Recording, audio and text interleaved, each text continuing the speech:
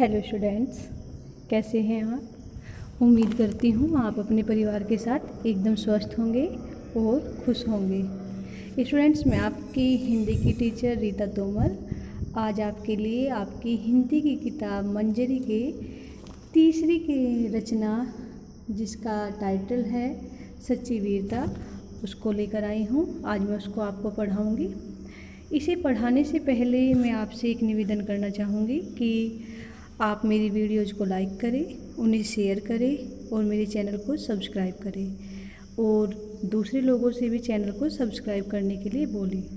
धन्यवाद। अब मैं आपकी रचना को शुरू करती हूँ। देखिए बच्चों, जो ये पाठ है सच्ची वीरता, इसमें राइटर जो सरदार पूर्ण सिंह है, वे एक सच्चे और वीर पुरुष के क्या गुण होने चाहिए उनको एक्सप्लेन करते हैं, बताते हैं कि हम एक वीर पुरुष किसे कह सकते हैं। वास्तव में एक वीर पुरुष कौन हो सकता है। ये नहीं कि भाई जो लड़ देगा कि वो ही वीर है, नहीं।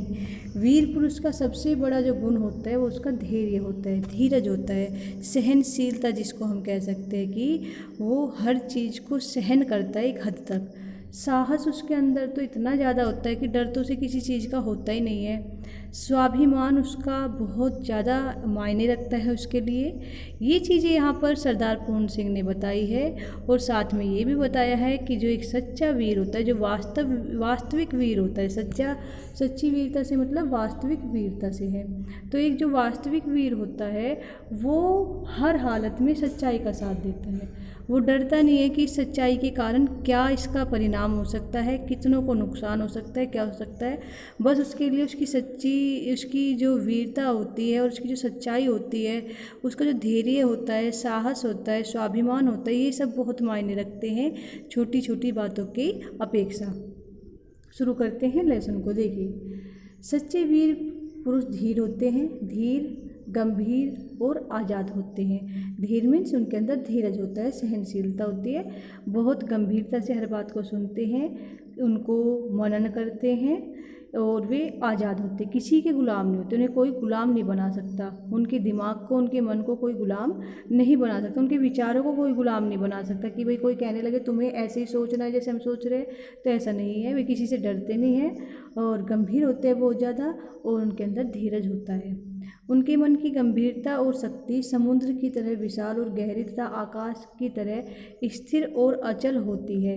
क्या कह रहे कि जो उनका दिमाग होता है, मन होता है, दिल होता है, उसकी जो गंभीरता होती है, गंभीरता, गरिमा है ना वो, और जो शक्ति होती है, ठीक है, मन की जो गंभीरता होती है और मन की जो शक्ति होती है, दिमाग की जो शक्ति होती है, उनकी सोचने की बात, सोचने की शक्ति कह सकते हैं आप, सोचने की सामर्थ्य कह सकते हैं, वो एक समुद्र की तरह होती है। मतलब उसका कोई और छोर ही नहीं होता है, वो कहीं असीम होती है, ख़त्म ही नहीं हो पाती, इतनी गहरी होती है समुद्र की तरह। और समुद्र की तरह ही वो बहुत दूर तक सोचने वाले होते हैं वे लोग, जो कौन होते हैं, सच्चे वीर होते हैं। और आकाश की तरह होता है उनके मन की शक्ति का विस्तार। आकाश का कोई और छोर होता ही नहीं है, एक जगह वे टिके रहते हैं, है ना। आकाश ये तो नहीं कि चलता रहता है, एक जगह स्थिर होता है। वे किसी बात पर अगर टिक गए तो टिके रहते हैं, सच्चाई पर ही टिके रहते हैं, चाहे कुछ भी आपदा क्यों ना जाए, वे अपनी सच्चाई को बिल्कुल नहीं छोड़ते हैं, आकाश की तरह स्थिर होते हैं। परंतु जब ये शेर गरजते हैं तब सदियों तक उनकी दहाड़ सुनाई देती रहती है और अन्य सब आवाज़ें बंद हो जाती है। लेकिन देखिए, जब इनका धीरज टूटता है ना, जब ये बिल्कुल इनकी कोई बात सहनशीलता से बाहर हो जाती है, सच्चाई पर आँच आती है, धर्म पर अधर्म एकदम से हावी होने लगता है, तो तब इनकी जो गरज है वो सुन सकते हैं, इनकी दहाड़ को आप सुन सकते हैं, बिल्कुल शेर जैसे हो जाते हैं। इनके गुस्से को फिर कोई झेल नहीं सकता है, इनके गुस्से के सामने कोई नहीं टिक पाता है। फिर वे एक ऐसे शेर की तरह दहाड़ते हैं जिसकी दहाड़ बाद में तक सुनाई देती है, सदियों तक सुनाई देती है। मतलब ये लोग तो चले जाते हैं, लेकिन इनकी गाथाएँ, इनकी वीरता की कहानियाँ सदियों तक लोग गाते हैं और सुनाते हैं एक दूसरे को। और अन्य सब आवाज़ें, जब ये किसी के प्रति जब इनको गुस्सा आता है, जब अधर्म कुछ गलत करने चलता है धर्म के प्रति, तभी इस तरह से गरजते हैं कि वे उस अधर्म को एकदम, जो अधर्मी लोग हैं उनकी आवाज़ें एकदम धुंधली हो जाती है, उनकी शक्तियाँ एकदम धुंधली पड़ जाती है, जब ये सच्चे वीर आते हैं सच्चाई के लिए और धर्म के लिए लड़ने के लिए। ये यहाँ पर राइटर कहना चाह रहे हैं। आगे देखेंगे। एक बार एक बागी गुलाम और एक बादशाह के बीच बातचीत हुई। बागी गुलाम बनाया हुआ है बादशाह ने, है ना, बागी गुलाम है उसका जो कैद किया हुआ है अपने कैद खाने में, उसको बेड़ियों से जकड़ा हुआ है, उससे बादशाह बात कर रहे हैं। क्या कह रहे हैं बादशाह, देखिए। यह गुलाम कैदी दिल से आज़ाद था, मतलब बेड़ियों में तो जकड़ा हुआ था, लेकिन बेड़ियाँ तो केवल इसके शरीर को जकड़े हुई थी, इसका दिमाग, इसका मन एकदम आज़ाद था, उसे कोई भी अपना गुलाम नहीं बना सकता था। बादशाह केवल इसके शरीर को गुलाम बना सकता था। तो बादशाह क्या कहते हैं, बादशाह ने कहा मैं तुमको अभी जान से मार डालूँगा। ठीक है, बादशाह कह रहे हैं उससे क्या तुम क्या कर सकते हो। बादशाह ये बात बोल रहे तो गुलाम क्या कहता है, गुलाम बोला हाँ मैं फांसी पर तो चढ़ जाऊंगा, पर तुम्हारा तिरस्कार तब भी कर सकता हूँ। तुम मुझे तिरस्कार करने से नहीं रोक सकते, मुझे अपना अपमान करने से नहीं रोक सकते। फांसी पे ही तो चढ़ा लोगे, मेरी जान ही तो ले लोगे, लेकिन उस टाइम पर फांसी पे चढ़ते हुए भी तुम्हारा अपमान मैं कर सकता हूँ, उससे तुम मुझे नहीं रोक सकते। मैं तब भी तुम्हारे अपमान में कुछ बोल सकता हूँ, कोई एक्टिविटी कर सकता हूँ, तुम मुझे उससे नहीं रोक सकते। आगे देखिए। इस गुलाम ने दुनिया के बादशाहों के बल की हद दिखला दी।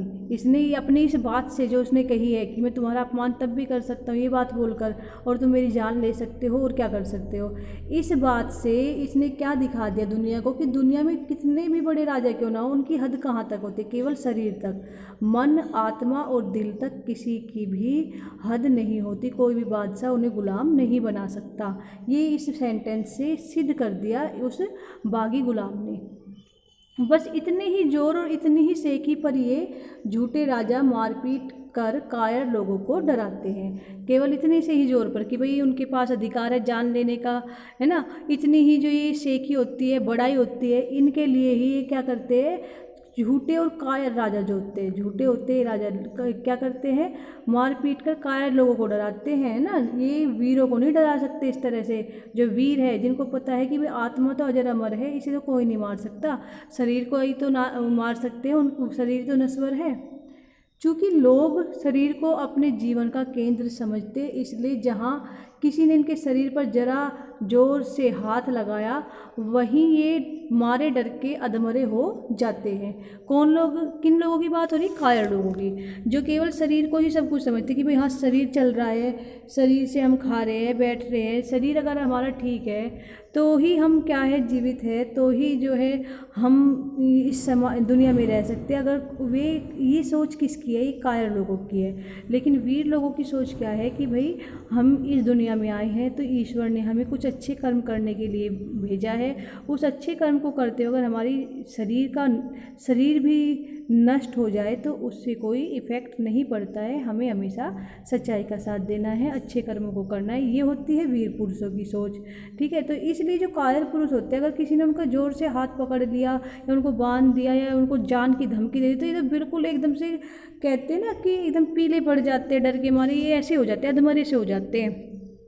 केवल शरीर रक्षा के निमित्त ये लोग इन राजाओं की ऊपरी मन से पूजा करते हैं। केवल जो अपने शरीर की रक्षा करना चाहते हैं कि भाई शरीर को नष्ट ना करे, कोई हमें मार ना दे, ये जो इसको चाहने वाले लोग होते हैं वे इन राजाओं की क्या करते हैं, ऊपरी मन से, मतलब दिखावा करते हैं केवल इनको पूजने का कि भाई आप ही हमारे अन्नदाता हो, आप ही हमारे सब कुछ हो, आप ही ये हो, आप ही वो हो।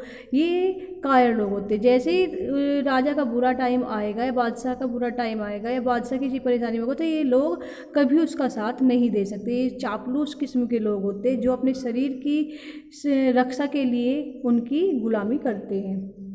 सच्चे वीर अपने प्रेम के जोर से लोगों के दिलों को सदा के लिए बांध देते हैं। क्या कह रहे हैं कि जो सच्चे वीर होते हैं उनके जो कार्य होते हैं, उनके कार्यों को देखकर लोग उनसे इतना प्रेम करने लगते हैं कि उनके प्रेम में उनके जो दिल होते हैं वे इस तरह से डूब जाते हैं कि वे उनसे अलग, उनके बारे में कुछ गलत सोच ही नहीं सकते, उनकी भलाई के लिए हमेशा प्रार्थना करते हैं लोग।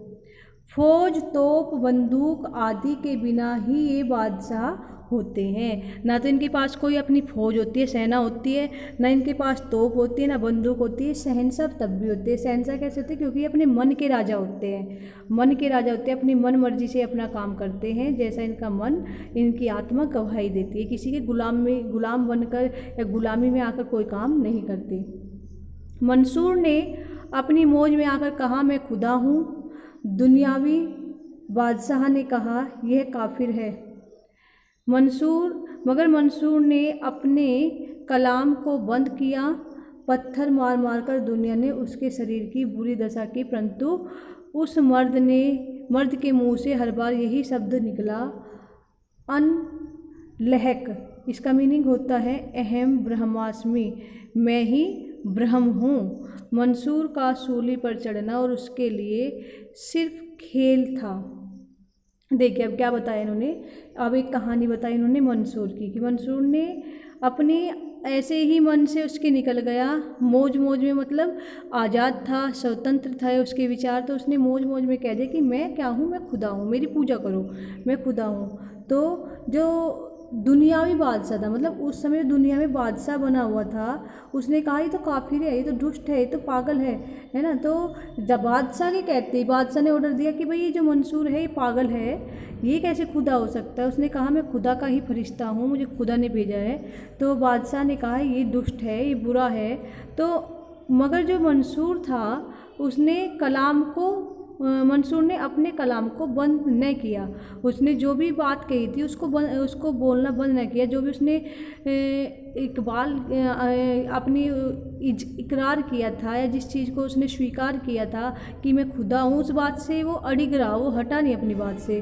पत्थर मार मार कर दुनिया ने उसके शरीर की बुरी दशा की। बादशाह के कहने पर जब बादशाह ने कहा कि ये तो एक छलावा है, तो दुष्ट है, तो बुरा है, तो लोग उसकी बादशाह, तो क्योंकि सर्वोपरि होता है लोगों के लिए, उन्होंने बादशाह की बात को माना और मार मार कर पत्थर से उसकी बुरी दशा कर दी मंसूर की। परंतु उस मर्द के मुंह से हर बार यही शब्द निकला, अनल हक, कि मैं ही ब्रह्मा हूँ, मैं ही ब्रह्म हूँ। वो बार बार यही कह रहा था, मैं ही ईश्वर हूँ, मैं ही परमात्मा हूँ।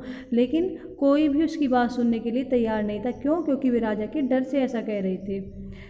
मंसूर का सूली पर चढ़ना उसके लिए सिर्फ खेल था, केवल खेल था। सूली पर तो चढ़ गया वो, लोगों ने उसे सूली पर चढ़ा दिया, राजा के कहने से राजा ने सूली पर चढ़ा दिया, लेकिन ये उसका केवल खेल था। वो मरने वाला थोड़ी था, वो सच में ही ईश्वर का दूत है, ईश्वर का एक अवतार था, वो ऐसे मरने वाला नहीं था। उसने उस राजा की तसल्ली के लिए सूली पर चढ़ गए वो। महाराजा रंजीत सिंह ने फौज से कहा, अटक के पार जाओ। अटक चढ़ी हुई थी और भयंकर लहरें उठी हुई थी। जब फौज ने कुछ उत्साह प्रकट न किया, तब क्या हुआ, उस वीर को जोश आया। किस वीर को? महाराणा प्रताप को। महाराणा ने अपना घोड़ा दरिया में डाल दिया। जब भाई फौज कुछ नहीं कर रही, फौज को उन्होंने कहा कि भाई पार करो तुम इसे, और फौज कर नहीं रही, उनके अंदर उत्साह नहीं आ रहा है, तो क्या किया महाराजा रंजीत सिंह ने अपना ही घोड़ा दरिया में उतार दिया। कहा जाता है कि अटक सूख गई और सब पार निकल गए। उनका घोड़ा जैसे ही उसमें गया अटक में, तो एकदम से अटक क्या हो गई, सूख गई, और सबने जो है उसे पार कर लिया। आगे देखिए, लाखों आदमी मरने मारने को तैयार हो रहे हैं, गोलियां धुआंधार बरस रही है। आल्प्स के पहाड़ों पर फौज ने चढ़ना जो ही असंभव समझा। देखिए अब यहाँ पर आल्प्स से संबंधित एक घटना दे दी है कि भाई चारों तरफ क्या है, धुआंधार गोली चल रही है, युद्ध चल रहा है एक तरह का, और लाखों लोग मर रहे हैं और एक दूसरे को मार रहे हैं, है ना। और जैसे ही पहाड़ों पर चढ़ना शुरू किया, है ना, पहाड़ों पर फौज ने चढ़ना जो ही असंभव समझा, मतलब उनके लगा कि असंभव, चढ़ा ही नहीं जा सकता है, यहाँ तो गोलियों की बारिश हो रही है, मरने मारने को लोग तैयार है। त्यों ही वीर नेपोलियन को जोश आया और उसने कहा, आल्प्स है ही नहीं, कि आल्प्स तो है ही नहीं। फौज को निश्चय हो गया कि आल्प्स नहीं है, और सब लोग पहाड़ के पार हो गए। मतलब क्या हुआ, उन्होंने विश्वास दिलाया कि कोई भी आल्प्स नहीं है, तुम्हें डरने की कोई आवश्यकता नहीं है, देखो मैं आगे चल रहा हूँ, मैंने देख लिया है। क्यों? उनका विश्वास, उन्हें पता था है, लेकिन उनको साहस दिखाना था और दूसरों को भी साहस देना था, उनके मन से वो भय निकालना था, जिसका भय उनको पहाड़ पर चढ़ने से रोक रहा था।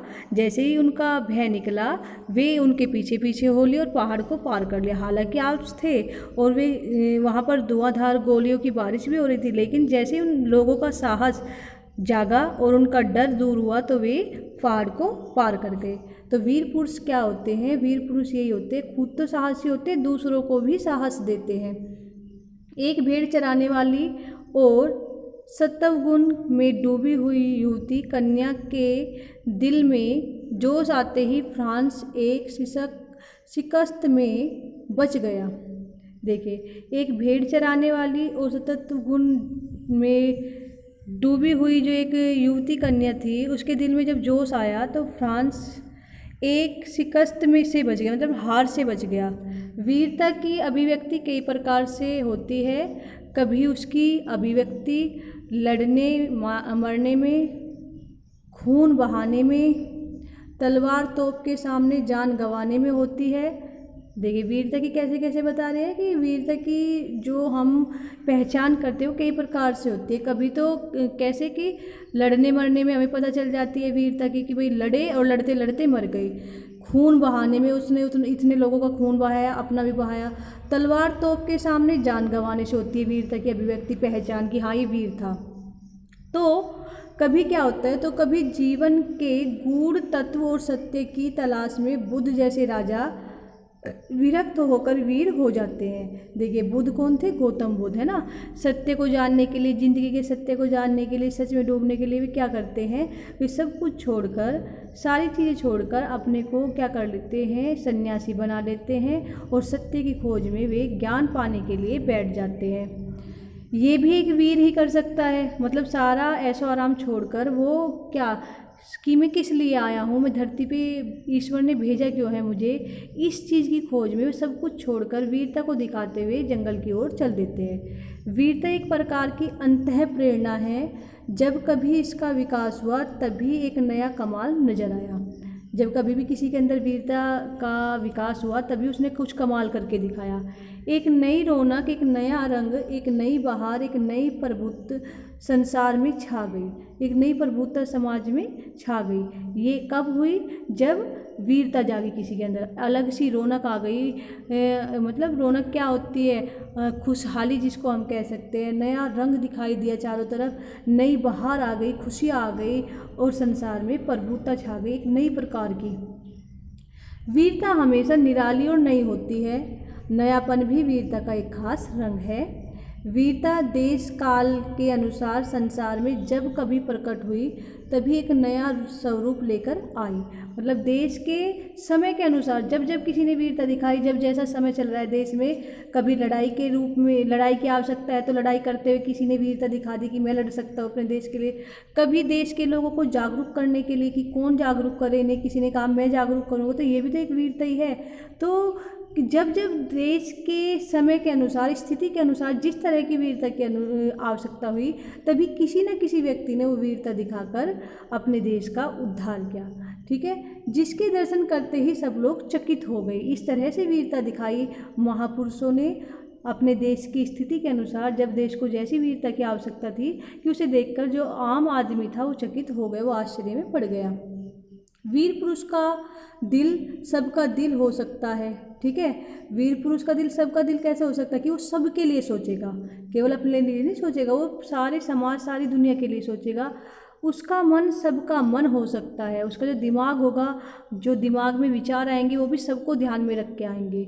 उसके विचार सबके विचार हो सकते हैं, मतलब वो इस तरह की सोच देगा, सबको ऐसे विचार देगा कि भाई जिससे सबका कल्याण होता हो। उसके संकल्प सबके संकल्प हो सकते हैं। जो भी वो दृढ़ निश्चय कर लेगा सबके लिए करेगा, जिसमें सबकी भलाई निहित होगी। उसका बल सबका बल हो सकता है, सबके लिए वो ही अपना बल दिखा सकता है।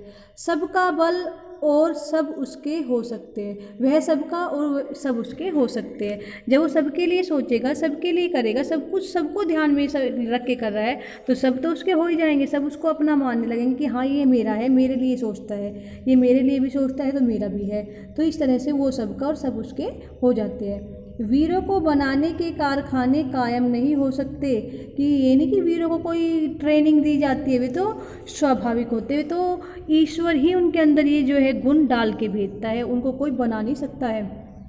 ये तो देवदार के वृक्षों की तरह जीवन के अरण्य में खुद ब खुद पैदा हो जाते हैं। अरण्य क्या होता है? जंगल में, मतलब जीवन रूपी जो ये जंगल है, इसमें जो देवदार के वृक्ष उगते हैं, जैसे जंगल में वृक्ष उगते हैं देवदार के, ऐसे ही जो ये दुनिया है इसमें ये वीर पुरुष पैदा होते हैं, पैदाइशी इन गुणों को लेकर पैदा होते हैं, उनके अंदर कोई डालता नहीं है ये। और बिना किसी के पानी दिए, बिना किसी के दूध पिलाए, बिना किसी के हाथ लगाए तैयार हो जाते हैं। इन्हें कोई ये नहीं कि डालता है तू ये कर, तुझे ऐसे वीर बनना है, तुझे ऐसे लड़ना है, तुझे ऐसे करना है, ये अपने आप इनके अंदर ये ईश्वर डाल के भेजता है और दुनिया के मैदान में अचानक ही सामने आकर वे खड़े हो जाते हैं। हर बार दिखावा और नाम के लिए छाती ठोककर आगे बढ़ना और फिर पीछे हटना पहले दर्जे की बुजदली है ना, बुजदिली होती है ये, कि अगर कोई कहता है मैं ये कर सकता हूँ और जैसे ही उसने देखा कि भाई इसमें तो खतरा है और एकदम भाग गया, तो ये तो बुजदिली है एक नंबर की। वीर तो यह समझता है कि मनुष्य का जीवन जरा सी चीज़ है, कि जीवन तो जरा सी चीज़ है, जीवन की वैल्यू नहीं होती है, वैल्यू होती है अच्छे कर्मों की। थोड़े दिन के लिए इस दुनिया में आए हम, फिर ईश्वर के चरणों में जाना है, तो हम अपने कर्मों को सुधारिए, ये वीर पुरुष सोचता है। वह सिर्फ एक बार के लिए काफ़ी है, कि भाई ये जो सोचता है कि वीर पुरुष क्या सोचता है कि जीवन जो है वो केवल एक बार के लिए काफ़ी है, हमें एक बार जन्म लेना है, बार बार इस दुनिया में आने से बचना है, हमें मोक्ष को पाना है। तो मोक्ष कैसे पाएंगे हम? इस जीवन में आने और जाने से कैसे बचेंगे? जब हम अच्छे कर्म करेंगे और मानवता की भलाई करेंगे।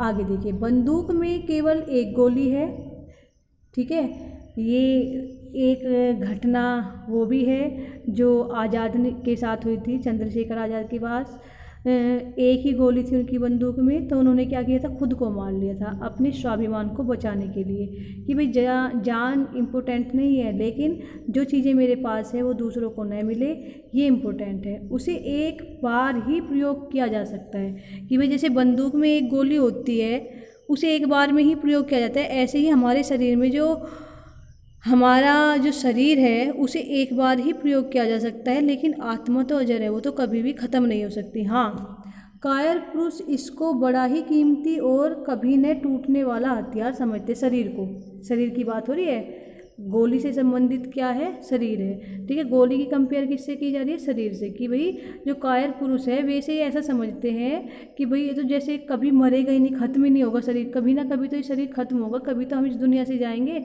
तो क्यों ना हम अच्छे कर्म करके जाए, वीरता दिखा के जाए, ऐसा वीर पुरुष सोचता है। हर घड़ी आगे बढ़कर और यह दिखाकर कि हम बड़े हैं, वे पीछे इसलिए हट जाते हैं कि उनका मनोबल किसी और अधिक बड़े काम के लिए बच जाए।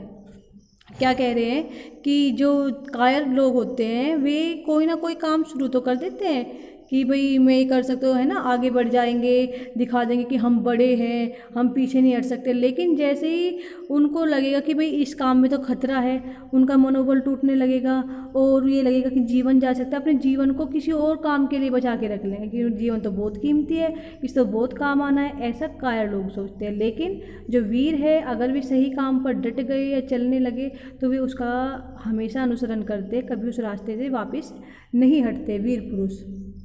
गरजने वाले बादल ऐसे ही चले जाते हैं, परंतु बरसने वाले बादल जरा सी देर में मूसलाधार वर्षा कर जाते हैं। गरजने वाले बादल किसे कहा गया, कायरों को, और बरसने वाले वीरों को। वीर पुरुष का शरीर कुदरत की समस्त ताकतों का भंडार है। सारी ताकत जो कुदरत में है, इस प्रकृति में, इस दुनिया में, वो सारी एक वीर पुरुष के अंदर होती है। कुदरत का यह केंद्र हिल नहीं सकता, सूर्य का चक्कर हिल जाए तो हिल जाए, परंतु वीर के दिल में जो देवी केंद्र है, मतलब ईश्वरीय जो केंद्र है, ईश्वर ने जो शक्ति दी है उसे वह अचल है, वो कभी नहीं हिल सकती है।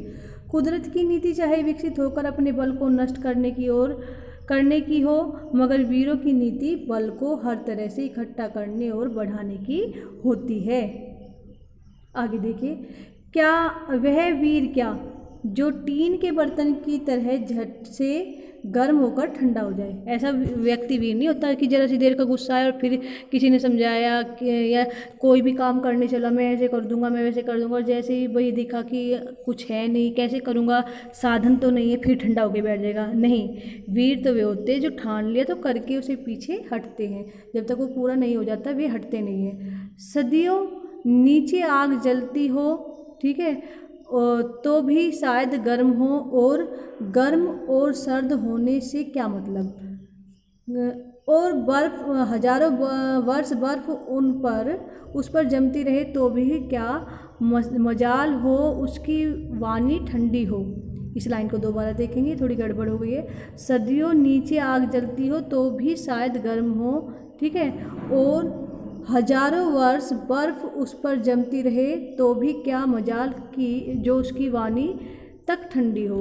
क्या कह रहे हैं कि सदियों तक अगर उसको बार बार जो है उकसाया जाता है, उसके साथ गलत किया जाता है, तो भी वो इतनी जल्दी गुस्से में नहीं आता है। और जब वो किसी बात पर अड़ जाता है तो चाहे जैसे बर्फ़ भी हो, बर्फ़ पिघल जाती है, लेकिन उसकी वाणी बिल्कुल ठंडी नहीं पड़ सकती। फिर वो सच्चाई के लिए हमेशा लड़ता है। उसे खुद गर्म और सर्द होने से क्या मतलब, उसे तो कोई मतलब ही नहीं है गर्मी और सर्दी से। उसे लड़ना है, उसे क्या करना है, उसे सच्चाई के लिए लड़ना है, उसे अधर्म को रोकना है, धर्म को जिताना है। सत्य की सदा जीत होती है, यह भी वीरता का एक चिन्ह है। वीर लोग इस बात को मन में बैठा के चलते कि हमेशा अगर मैं सही हूँ, मैं सच्चा हूँ, तो मेरी ही जीत होगी। ये वीरों के मन में रहता है। विजय वही होती है विजय जहाँ पवित्रता और प्रेम होता है। जहाँ हमारे विचार पवित्र होंगे, हमारे मन में प्रेम होगा सभी के लिए, तो हम क्या होंगे, हम विजयी होंगे। दुनिया धर्म और अटल आध्यात्मिक नियमों पर खड़ी है। जो अपने आप को उन नियमों के साथ अभिन्न करके रहता है, उसी की विजय होती है। क्या कहा कि दुनिया में क्या है, धर्म है और अटल आध्यात्मिक नियम है। धर्मों से जुड़े हुए अटल नियम है।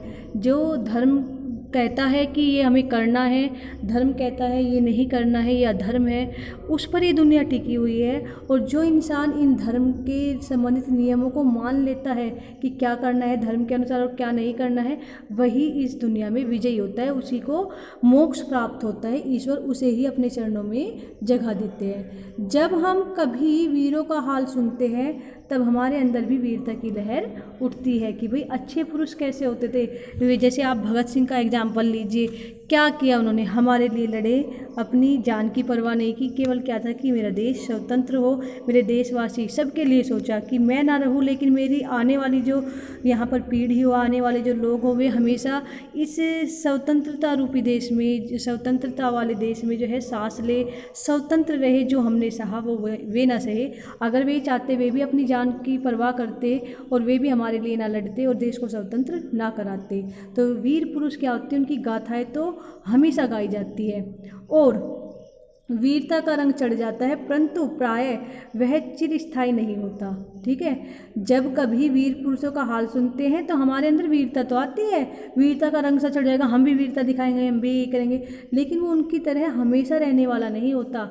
हमारा थोड़ी देर में ही वो उत्साह जो है, थोड़ी देर में जैसे देशभक्ति के गाने बंद किए या कहानी उनकी बंद की, फिर से हम ऐसे ही हो जाते हैं। वीर पुरुष लेकिन कैसे होते हैं, वे ऐसे नहीं होते। उनको तो सुनाई नहीं जाती कहानी, वे अपने आप इन चीज़ों को जो है देखते हैं, ऑब्जर्व करते हैं, ऐसा क्यों हो रहा है, मुझे इस चीज़ को ख़त्म करना है, मुझे इस चीज़ से दुनिया को छुटकारा दिलाना है। ऐसे लोग वीर होते हैं, उनकी वीरता चिरस्थायी होती है, हमेशा तक रहती है। इसका कारण यही है कि हम सबको केवल दिखाने के लिए वीर बनना चाहते हैं, तभी हमारी वीरता थोड़ी देर में गायब हो जाती है। टीन के बर्तन का स्वभाव छोड़कर अपने जीवन के केंद्र में निवास करो और सच्चाई की चट्टान पर दृढ़ता से खड़े हो जाओ। ठीक है, क्या कह रहे हैं कि तुम एक टीन के बर्तन में ना बनो जो जल्दी से गर्म होता है फिर ठंडा हो जाता है।